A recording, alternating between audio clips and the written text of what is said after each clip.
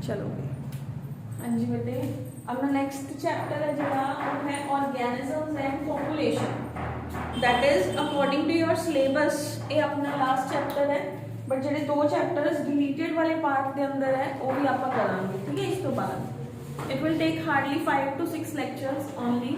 उस तो बाद अपना यही चैप्टर भी हो जाएगा। ठीक, चैप्टर का नाम है बेटे ऑर्गेनिजम्स एंड पॉपुलेशन। पहले तो कुछ डेफिनेशंस आती हैं,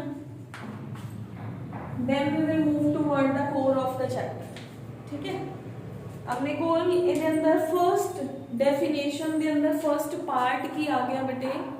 we have is first definition है हैबिटेट। हैबिटेट की अंदर वो जगह जिथे कोई भी ऑर्गेनिज्म रहंदा होए ਉਹਨੂੰ ਕਹਿੰਦੇ हैं habitat. The place of living of an organism is called as its habitat. The place of living of an organism is called habitat. Habitat ਦੇ ਅੰਦਰ ਆਪਣੇ ਕੋਲ ਆ ਗਿਆ, ਦੇਖੋ habitat ਹੈ ਜਿਹੜਾ ਉੱਥੇ ਇੰਡੀਵਿਜੂਅਲ ਜਿਹੜਾ ਹੈ ਉਹਨੂੰ ਰਹਿਣ ਲਈ, ਕੋਈ ਵੀ ਇੰਡੀਵਿਜੂਅਲ ਹੈ ਉਹ ਜਿੱਥੇ ਰਹਿ ਰਿਹਾ ਉਹ habitat ਹੈ, ਬਟ ਉਹਨੂੰ ਰਹਿਣ ਲਈ बहुत सारे फैक्टर्स चाहिए। वो बिना फैक्टर्स तो नहीं रह सकता ना। कोई ऑर्गेनिज्म है, सपोज मैं उन्हें इस जगह तो किसी और जगह पे शिफ्ट करता, उत्थे कुछ भी नहीं है, ना लाइट है, ना पानी है, ना अपने को पीएच है, ना एक्सटर्नल फैक्टर्स ने, ना इंटरनल फैक्टर्स ने, कुछ भी नहीं है तो कि वो रह सकते, सर्वाइव कर सकते नो। ठीक है, तो हैबिटेट दे अंदर रहन लई कुछ फैक्टर्स चाहिए होंदे ने।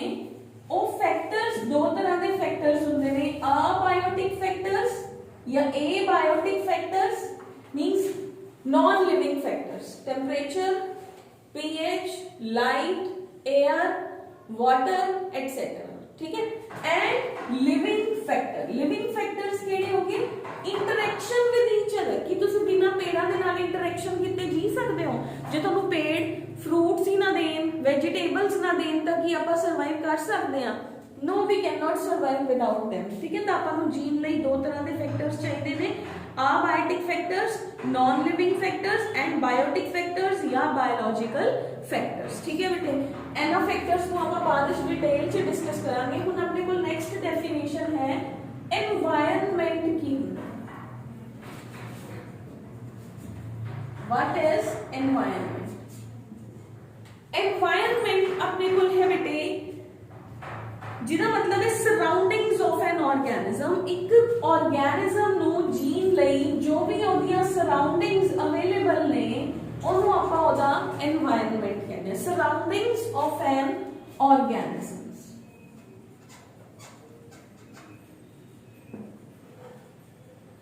that is known as the environment. Lower classes to definition पढ़ते आ रहे हो तो environment can be defined as sum total of all the external conditions that could be abiotic, that could be biotic, affecting the life and development of an organism in an natural way. ठीक है बेटे, the sum total of all the conditions available in your surroundings, non-living and living, that is termed to be as your environment. ठीक है, environment की हो गया अपना आला दुआला, जिन्हों आप पंजाबी च कह सकते हैं अपनी surroundings। ठीक है, that is again the sum total of both the factors living and non-living। उन्हें तो बिना life ही possible नहीं है।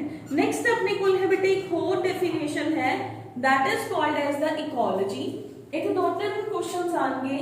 एक तो इकोलॉजी, एक कितने टर्म दिती सीगी इकोलॉजी, आप उस साइंटिस्ट का नाम देखेंगे। ठीक है, इकोलॉजी की है, ecology refers to the study of the relationship of the organisms. ठीक है, that is inter relationship of the organisms with each other. जिवें दुध नहीं अवेलेबल तो आप जी सकते हैं नो, मतलब अपना एनिमल्स दे नाल भी कनेक्शन प्रेजेंट है। कनका नहीं प्रेजेंट होंगी, राइस नहीं प्रेजेंट होंगे तो आप जी सकते, मतलब अपना प्लांट्स के नाल भी रिलेशनशिप है। हवा नहीं चलूगी तो की ट्रांसपीरेशन या आप साह लै सकांगे, नहीं लै सकांगे। लाइट नहीं आऊगी तो की फोटोसिंथेसिस हो सकती है, नहीं हो सकती। ठीक है, तो that is term to be as the ecology, study of inter relationship of the organisms with each other and with their surroundings. आपस के अंदर इंटरेक्ट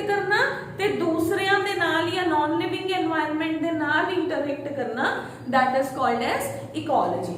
तो अपने को ecology refers to the study of the inter relationship of the living organisms with their physical and their biological environment, that is called as the ecology। ठीक है, study of interrelationship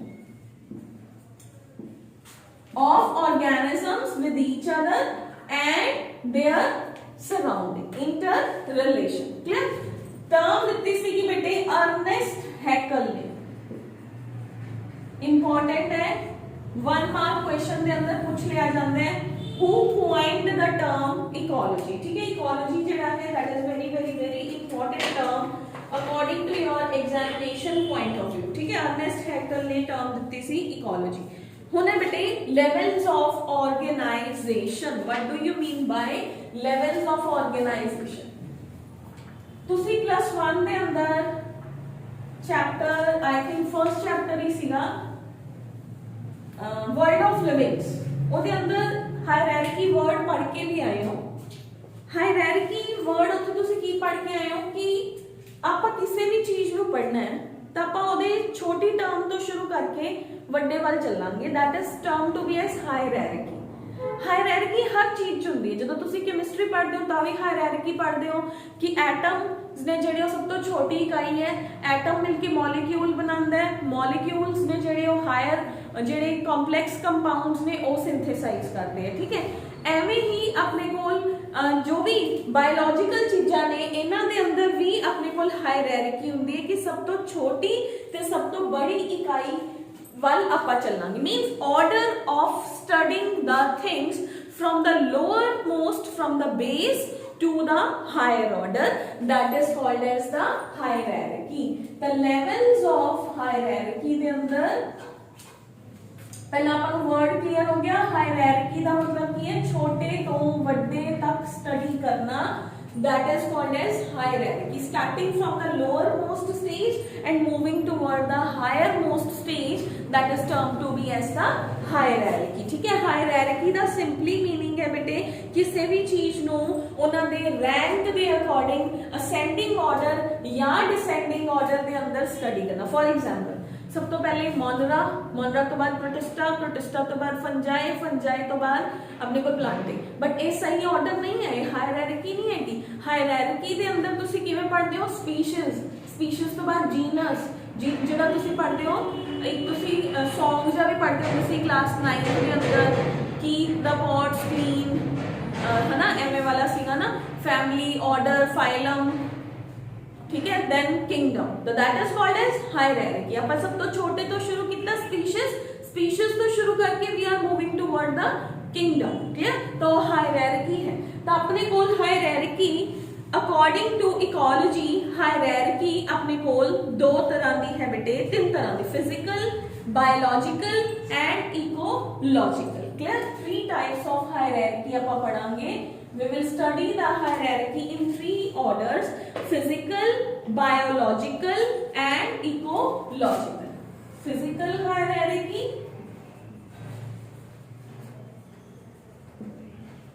biological hierarchy and ecological hierarchy। ठीक है, physical hierarchy की कहते हैं chemistry वाली hierarchy कि कोई भी ऑर्गेनिज्म है वो कादा बनिया, सब तो पहले एटम्स आए, एटम्स तो मॉलिक्यूल्स बने, मॉलिक्यूल्स तो कॉम्प्लेक्स, फिर होर कॉम्प्लेक्स ऑर्डर ऑर्गेनिजम्स ने ਜਿਹੜੇ ਉਹ ਇਸ ਤਰੀਕੇ ਦੇ ਨਾਲ ਬਣੇ ਤਾਂ ਉਹਨੂੰ ਕਹਿੰਦੇ ਹੈ physical hierarchy. Proton, neutron, electron मिलके एटम्स बनाया, एटम्स ने मिलके मॉलिक्यूल्स बनाए, मॉलिक्यूल्स ने मिलके कॉम्प्लेक्स कंपाउंड्स बनाए, फिर ऑर्गेनेलीज बनिया, फिर एक सेल बनया, that is called as the physical hierarchy. Physical hierarchy means सब तो छोटे मॉलिक्यूल्स, इलेक्ट्रॉन, प्रोटॉन, न्यूट्रॉन ने मिलके एटम्स बनाए, एटम्स ने मिलके मॉलिक्यूल्स बनाए, मॉलिक्यूल्स ने मिलके सिंपल कंपाउंड्स बनाए, सिंपल कंपाउंड्स ने मिलके कॉम्प्लेक्स कंपाउंड्स, कॉम्प्लेक्स कंपाउंड्स तो ऑर्गेनेलीज बनिया एंड ऑर्गेनेलीज तो और जरा सेल है वो बन गया सिंपल। ठीक है, that is the physical hierarchy. हुण अपने कोले बेटे बायोलॉजिकल हायरार्की। बायोलॉजिकल हायरार्की तुसीं बहुत बार पढ़ के आए हो, जो बायो आनी शुरू होंदी है ना उदों तो ही। बायोलॉजिकल हायरार्की कहती है सब तो छोटी यूनिट है सैल, सैल मिलके बनाता है टिश्यू, टिश्यू मिलके बनाता है ऑर्गन, ऑर्गन मिलके बनाता है organ system, and organ system मिलके की बना देता है ऑर्गेनिज्म बना देता है। That is called as biological hierarchy. कि आप सैल तो स्टार्ट हुए, टिश्यू बनया, ऑर्गन बनया, ऑर्गन सिस्टम बनया, एंड फाइनली अपने कोल एक ऑर्गेनिज्म है जेड़ा ओहो क्रिएट हो गया। That is also termed to be as the biological hierarchy. ठीक है बेटे। इकोलॉजिकल हायरार्की, इकोलॉजी की सी होने आप क्या interaction of the organism with their surroundings and with each other, interrelationship of the livings and non-livings, that is called as ecology। तो ecology की सब तो छोटी यूनिट की है ऑर्गेनिज्म, एक बंदा। ठीक है, organism that is the smallest hierarchy. देखिए इकोलॉजी दी, मैं ये मेरी सराउंडिंग्स ने, मैं दूसरे दे नाल इंटरैक्ट कर रही हां, मैं कल्ली की हां, सब तो छोटी इकाइयां इकोलॉजी। मेरे वर्गे तुसी इत्थे 8-10 बंदे बैठे हो, आप सारिਆਂ ने मिलके एक पॉपुलेशन क्रिएट की, बट आप सारे नॉन लिविंग ते लिविंग कंपोनेंट्स दे नाल इंटरैक्ट कर रहे हैं। पॉपुलेशन मिलके की बनाती है कम्युनिटी बना लेंदी है। कम्युनिटी मतलब अपना आला दुआला, कम्युनिटी मतलब एक पूरे लोगों की सोसाइटी होगी, दैट इज द कम्युनिटी। ठीक है बेटे, तो दैट इज द अपने को इकोलॉजी दे अंदर की है सब तो छोटी यूनिट इकोलॉजी दे अंदर ऑर्गेनिज्म है। ऑर्गेनिज्म जेड़ा है वो कल्ला सर्वाइव नहीं कर सकता, ऑर्गेनिज्म नु सर्वाइव करन लई, मैच्योर होन लई, डेथ तक जान लई, वेजिटेटिव जेडी ओदी रीप्रोडक्शन है ओनु करन लई, सब कुछ करन लई ओनु दूसरियां दी जरूरत भी पऊगी, दूसरियां दे नाल इंटरैक्ट भी करना पऊगा। तो उस तो बड़ी इकाई की है population. A group of the individuals of the same species living in an area, they together make the population। मतलब इको ही तरह दे reproducing units जो इको ही तरीके दे नाल reproduce करते हैं, इको वर्गे लगते हैं, ओहो मिलके सेकंड इकाई फॉर्म करते हैं जिन्हों कहते हैं पॉपुलेशन। आप सारे सेम आ, आप सारे ह्यूमन आ, तो आप सारे मिलके की फॉर्म कर रहे हैं, पॉपुलेशन फॉर्म कर रहे हैं। क्लियर है बेटे। तो पॉपुलेशन मिलके की फॉर्म करती है, पॉपुलेशन मिलके बायोटिक कम्युनिटी फॉर्म करती है। ठीक है, the population forms the groups of the organisms belonging to the several different species living in an area, they are interacting with each other, they are forming the community। ठीक है, that is called as biotic community। clear है बेटे। तो population, different population मतलब एक area है, उथे dogs की पॉपुलेशन भी है, प्लांट्स की पॉपुलेशन भी है, ह्यूमंस की पॉपुलेशन भी है, काउस भी रहंदियां ने, बफलोस भी रहंदियां ने, ये सारे मिलके की बना रहे ने, कम्युनिटी बना रहे ने। कल्ले ह्यूमंस दी यूनिट नु आपा पॉपुलेशन कहने आ, कल्ले डॉग्स दी यूनिट नु आपा एक पॉपुलेशन कहने आ, कल्ला डॉग है, कल्ला ह्यूमन है, वो ऑर्गेनिजम्स ने। क्लियर है बेटे। आहा कम्युनिटी दा सिंबल बनाया है मैं ताकि ਤੁਹਾਨੂੰ याद रहे, आ मैं पॉपुलेशन बनाई है, आ मेरे कोल ऑर्गेनिजम्स ने। ठीक है बेटे। हुन ਜਦੋਂ ਆਪਣੇ ਕੋਲ ਵੇਰੀਅਸ ਪੋਪੂਲੇਸ਼ਨਸ ਆ ਗਈਆਂ, ਉਹ ਇੱਕ ਦੂਸਰੇ ਦੇ ਨਾਲ ਇੰਟਰੈਕਟ ਵੀ ਕਰ ਰਹੀਆਂ ਨੇ, ਕਮਿਊਨਿਟੀ ਹੈ, ਤਾਂ ਕਮਿਊਨਿਟੀ ਮਿਲ ਕੇ ਕੀ ਬਣਾ ਦਿੰਦੀ ਹੈ, ਈਕੋ ਸਿਸਟਮ ਬਣਾ ਦਿੰਦੀ ਹੈ। ਕਮਿਊਨਿਟੀਜ਼ ਮਿਲ ਕੇ ਕੀ ਬਣਾ ਦਿੰਦੀਆਂ ਨੇ, ਈਕੋ ਸਿਸਟਮ ਕ੍ਰੀਏਟ ਕਰ ਦਿੰਦੀਆਂ ਨੇ ਤਾਂ ਕਿ ਆਰਗੈਨਿਜ਼ਮਸ ਆਪਸ ਵਿੱਚ ਇੰਟਰੈਕਟ ਕਰਨ। Ecosystem and biome, the living ਆਰਗੈਨਿਜ਼ਮਸ ਇੱਕ ਦੂਸਰੇ ਤੋਂ ਚਾਹੇ ਉਹ ਜਿੰਨੇ ਤਰ੍ਹਾਂ ਦੇ ਮਰਜ਼ੀ ਨੇ, ਆਪਾਂ ਉਹਨਾਂ ਨੂੰ ਇੱਕ ਦੂਸਰੇ ਤੋਂ ਆਈਸੋਲੇਟ ਨਹੀਂ ਕਰ ਸਕਦੇ, ਨਾ ਹੀ ਆਪਾਂ ਉਹਨਾਂ ਨੂੰ ਜੀਣ ਲਈ ਉਹਨਾਂ ਦੇ ਨॉन ਲਿਵਿੰਗ एनवायरनमेंट ਤੋਂ ਰੋਕ ਸਕਦੇ ਹਾਂ। ਵੀ ਆਪਾਂ ਕਹੀਏ ਤੂੰ ਆਕਸੀਜਨ ਹੀ ਨਾ ਲੈ, ठीक है, आप कहिए तू लाइट ना लै, किसी प्लांट ਨੂੰ मैं कहां तू लाइट ना यूज कर, ਐਵੇਂ ਹੋ ਸਕਦਾ ਕਦੇ ਵੀ। ਤਾਂ ਜੇ ਲਿਵਿੰਗਸ ਹੈਗੇ ਨੇ ਤਾਂ ਉਹ ਦੂਸਰੇ ਨਾਨ ਲਿਵਿੰਗ ਕੰਪੋਨੈਂਟਸ ਦੇ ਨਾਲ ਇੰਟਰੈਕਟ ਕਰਨਗੇ ਹੀ ਕਰਨਗੇ। ਅਗਰ ਉਹ ਇੰਟਰੈਕਟ ਕਰਨਗੇ ਤਾਂ ਉਹ ਇਕੋਸਿਸਟਮ ਕ੍ਰੀਏਟ ਕਰਨਗੇ ਹੀ ਕਰਨਗੇ। ਇਹਨਾਂ ਨੂੰ ਬਹੁਤ ਧਿਆਨ ਨਾਲ ਸਮਝਣਾ ਬੇਟੇ। ਹੁਣ ਤੁਹਾਡੇ ਕੋਲ ਹੈ ਬੇਟੇ ਬਾਇਓਮ। बहुत सारिया लार्ज कम्युनिटीज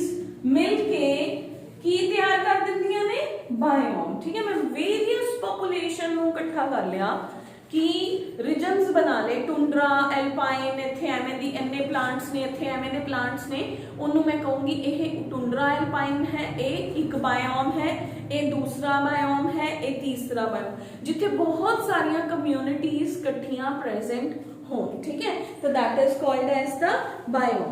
बायोस्फीयर, बायोस्फीयर सारी चीज को इकट्ठा करके जो एक बड़ी यूनिट बनूगी बायोम। वर्ल्ड वाइड जिन्नी प्लांटेशन, जिन्ने ऑर्गेनिजम्स एक दूसरे के नाल इंटरैक्ट कर रहे हैं, पूरी धरती, पूरा विश्व, जिन्हों आप कहांगे बायोस्फीयर, ठीक है बेटे।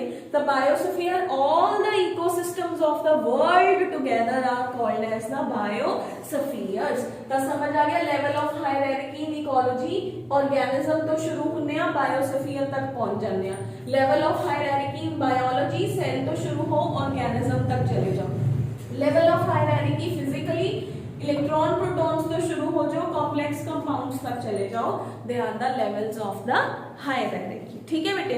हुन अपने को है कुछ डेफिनेशंस फिर ने, some of the definitions are coming again and again. इस चैप्टर च बेटे डेफिनेशंस बहुत आउंगियां, ओही डेफिनेशंस ਤੁਹਾਨੂੰ पेपर च भी पूछियां जाणगियां।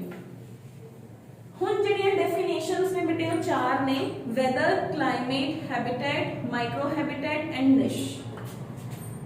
वेदर, छोटी 7वीं या 7th या 8th क्लास ना ਤੁਸੀਂ वेदर ਤੇ क्लाइमेट पढ़ के आए हो, याद है? वेदर, क्लाइमेट और किसी माइक्रो हैबिटेट, हैबिटेट का हो गया, ठीक है। दोबारा डिस्कस करांगे। Micro habitat and niche, this is very important definition, niche according to the chapter.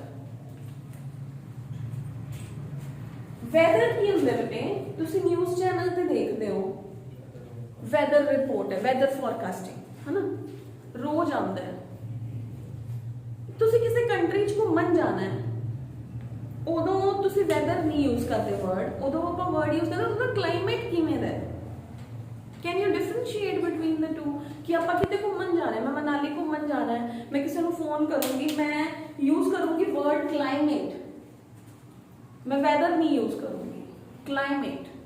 आप पंजाब का किसी को टेंपरेचर दसना है, आप वर्ड यूज करांगे weather, climate, not the weather, climate. India का टेंपरेचर ओवरऑल दसना है तो तुसी किसी को की कहोगे भी इंडिया तो हॉट रीजन है या वेरीएबल है, ठीक है। पंजाब का दसोगे ज्यादा तो गर्मी पैंदी है, ज्यादा आप कहते ज्यादातर तो गर्मी पैंदी है। जो रिपोर्ट जो टेंपरेचर रोज चेंज होए उन्होंने कहते हैं वेदर। क्लीयर कर लो, ये इंग्लिश दी ही दो टर्म्स ने।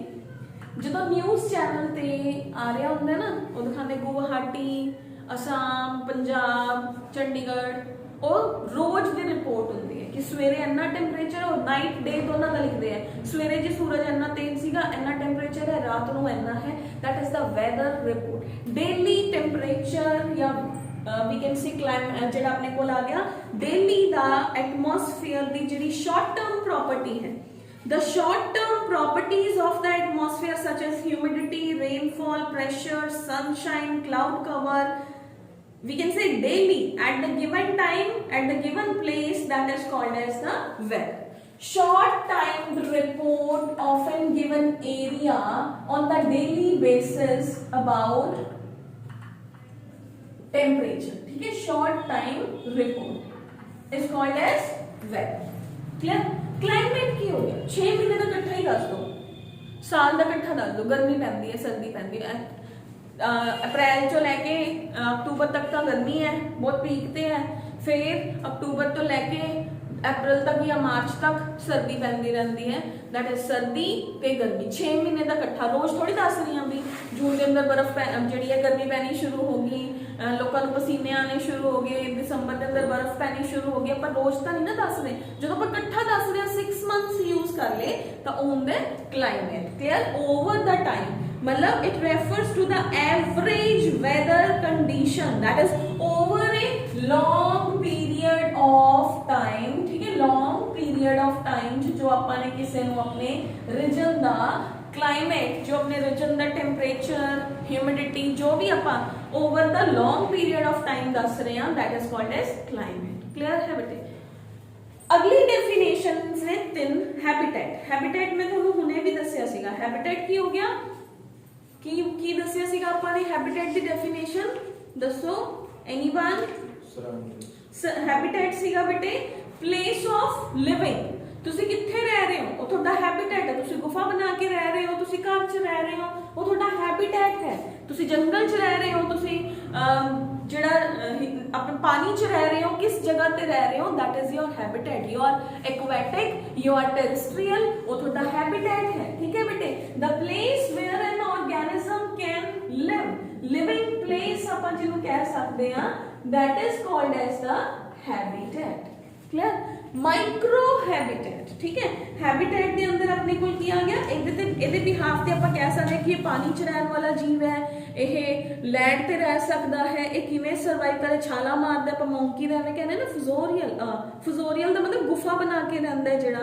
ਠੀਕ ਹੈ, ਤਾਂ ਆਪਣੇ ਕੋਲ ਆ ਗਿਆ ਬੇਟੇ ਮਾਈक्रो हैबिटेट ਕੀ ਹੋ ਗਿਆ, sub division of the habitat. For example सब माइक्रो हैबिटेट की हो गया, ध्यान नाल समझियो बेटे, सब डिवीजन ऑफ हैबिटेट। ਤੁਸੀਂ प्लस 1 ਜਦੋਂ किंगडम एनिमेलिया ਕੀਤਾ ਸੀਗਾ, कुछ टर्म्स ਪੜ੍ਹੀਆਂ ਸੀ। ਇੱਕ ਟਰਮ ਹੈ एक्वेटिक, ਇੱਕ ਟਰਮ ਹੈ एक्वेटिक, ਪਾਣੀ 'ਚ ਰਹਿੰਦੇ ਆ। ਉਸ ਤੋਂ ਬਾਅਦ ਆਪਾਂ ਉਹਨੂੰ ਡਿਵਾਈਡ ਕਰ ਦਿੰਦੇ ਹਾਂ, ਬੈਂਥਿਕ, ਠੀਕ ਹੈ, या अपने को आ गया टॉप लेवल च रहंदे हैं जिहड़े पानी दे, मतलब एक्वेटिक दे अंदर भी कई तरह के डिवीजन्स ने, जिवें कई तां पानी दे ऊपर ही तैरते रहंदे हैं ऑर्गेनिज्म, हैगे तां पानी च ही ने ना, कई पानी दे जमीन समुद्र दे तल ते लगे पे हुंदे, बेचारे दी अखां भी नहीं हुंदियां क्योंकि नीचे ते रोशनी नहीं हैगी। That is it's micro habitat, कि उन्हें रहना भी पानी च है पर वो ऊपर नहीं जा सकता। क्यों? क्योंकि वो सेडिमेंटरी है, वो नीचे लग्या होया, ओदी जुड़ी हुई है, ओदी बॉडी पानी दे नाल जुड़ी। पॉरीफर्स पढ़े सी तुसी क्लास +1 फाइलम, फर्स्ट फाइलम पढ़िया सी किंगडम एनिमेलिया दे अंदर। पॉरीफर्स दे आर सिडेंटरी मींस वो एक सबस्ट्रेटम दे नाल जुड़े हुए ने, हैगे तां पानी च ही ने ना, पानी च रहना उन्हां दा हैबिटेट है, पर वो सिडेंटरी ने, वो नीचे रहंदे, ऊपर नहीं रह सकते हैगे, वो उन्हां दा माइक्रो हैबिटेट है कि वो विचाले रहणगे, ऊपर रहणगे, नीचे रहणगे। सपोज कुछ एनिमल्स नूं रहण लई ज्यादा सॉल्ट चाहिए हैगे तां पानी च ही ने ना, सॉल्ट ज्यादा चाहिए तो उन्हां दा माइक्रो हैबिटेट हो गया। ठीक है, कुछ नूं सॉल्ट नहीं चाहिए तो उन्हां दा माइक्रो हैबिटेट हो गया। कुछ फ्रैश वाटर च रह सकते, उन्हां दा माइक्रो हैबिटेट हैगा तां पानी है ना, हैगे तां एक्वेटिक ही ने ना, पर उन्हां नूं फ्रैश वाटर चाहिए रहण लई। That is subdivision of the habitat is called as the micro habitat. Clear? Niche, very important definition. Niche की हुंदा बेटे, निश का मतलब हुंदा एक स्पेसिफिक प्लेस, जिवें तुसीं अपनी अपनी सीट ते बैठे हो, जिन्ना एरिया तुसीं घेरिया होया है रहन लई, ओनू तुसीं अपना निश कहोगे। जो भी तुहाडा घोंसला है, जो भी तुहाडा घर दे अंदर कमरा, कमरे दे अंदर बेड, वो तुहाडा निश है। The place where you live in your given area, that is called as niche. ठीक है, द निश is literally means the specific word, specific place। ठीक है, that literally meaning the specific place जिथे तुसी रह रहे हो, that is called as the niche। ठीक है, specific place। the niche जेड़ा है इथे जिथे तुसी अपनी मूवमेंट कर सकते हो, जिथे तुसी अपना खाना खाने हो, ठीक है, जो भी तुसी अपनी एक्टिविटीज परफॉर्म करते हो, टोटल इंटरैक्शन करते हो अपने सराउंडिंग्स दे नाल, ओनू आपां निश कहते हैं। क्लियर है बेटे? हुण अपने कोल है Gause principle and competitive exclusion. Gause principle and competitive exclusion word का मतलब है कोई सिंगल स्पीशीज है बेटे, we have is that there is usually a single species in an ecological niche of any given habitat। ਤਾਂ Gauss ਦੇ according ਕੀ ਹੋ ਗਿਆ, ਕਿਸੇ ਜਗ੍ਹਾ ਤੇ ਕੋਈ ਸਪੀਸੀਜ਼ ਹੈ ਉਹ ਰਹਿ ਰਹੀ ਹੈ, ਅਗਰ ਕੋਈ ਨਵੀਂ ਸਪੀਸੀਜ਼ ਆ ਰਹੀ ਹੈ ਤਾਂ ਉਹਨੂੰ कंपटीशन करना पऊगा पुरानी स्पीशीज दे नाल उत्थे सर्वाइव करन लई। तां that is the principle of competition भी कह दिंदे हैं कॉम्पिटिटिव एक्सक्लूजन। ठीक है, फिर डिफरेंस बिटवीन हैबिटेट एंड निश कर सकते हो। हैबिटेट की हो गया थोड़ा पूरा पानी एक्वाटिक का थोड़ा हैबिटेट है, लेकिन पानी के अंदर तुसी जिहड़ी जगह के अंदर रह रहे हो वो थोड़ा निश है। ठीक है, differentiate between the two habitat and ecological niche. उस तो बाद है बेटे अपने कोल है different differences and we have same species in the different niche and different species in the similar niche। एक जगह ते रहन वालियां different species केड़ियां ने बेटे ਤਾਂ सेम हैबिटेट ਦੇ ਅੰਦਰ ਜਿਹੜੇ ਆਰਗੈਨਿਜ਼ਮਸ ਰਹਿ ਸਕਦੇ ਨੇ ਜਾਂ ਡਿਫਰੈਂਟ ਦੇ ਅੰਦਰ ਜਿਹੜੇ ਰਹਿੰਦੇ ਆ ਉਹ ਤੁਸੀਂ ਐਗਜ਼ਾਮਪਲਸ ਕਰਨੀਆਂ ਨੇ। ਉਸ ਤੋਂ ਬਾਅਦ ਹੈ ਬੇਟੇ ਕਿਹੜੇ এনवायरमेंटल ਫੈਕਟਰਸ ਨੇ ਜਿਨ੍ਹਾਂ ਦਾ ਤੁਹਾਡੀ ਲਾਈਫ ਦੇ ਉੱਪਰ ਪੂਰਾ ਅਸਰ ਪੈਂਦਾ ਹੈ। ਤਾਂ ਆਪਾਂ ਹੁਣ ਨੈਕਸਟ ਆਰਟੀਕਲ ਹੈ what are the environmental factors. ਠੀਕ ਹੈ, to live in an given area. ठीक है, तो हम आप एनवायरमेंटल फैक्टर्स के अंदर बायोटिक एंड एबायोटिक फैक्टर्स जो मैं क्लास के फर्स्ट ਦੇ ਅੰਦਰ ਕਿਹਾ ਵੀ ਸੀਗਾ ਕਿ ਆਪਾਂ ਬਾਅਦ ਵਿੱਚ ਡਿਸਕਸ ਕਰਾਂਗੇ एबायोटिक ਐਂਡ ਬਾਇਓਟਿਕ ਫੈਕਟਰਸ ਜਿੰਦਾ ਰਹਿਣ ਲਈ ਕਿਹੜੇ ਫੈਕਟਰਸ ਚਾਹੀਦੇ ਨੇ, ਤਾਂ ਉਹਨਾਂ ਨੂੰ ਆਪਾਂ ਕਹਿੰਦੇ ਆ এনवायरमेंटल ਫੈਕਟਰਸ।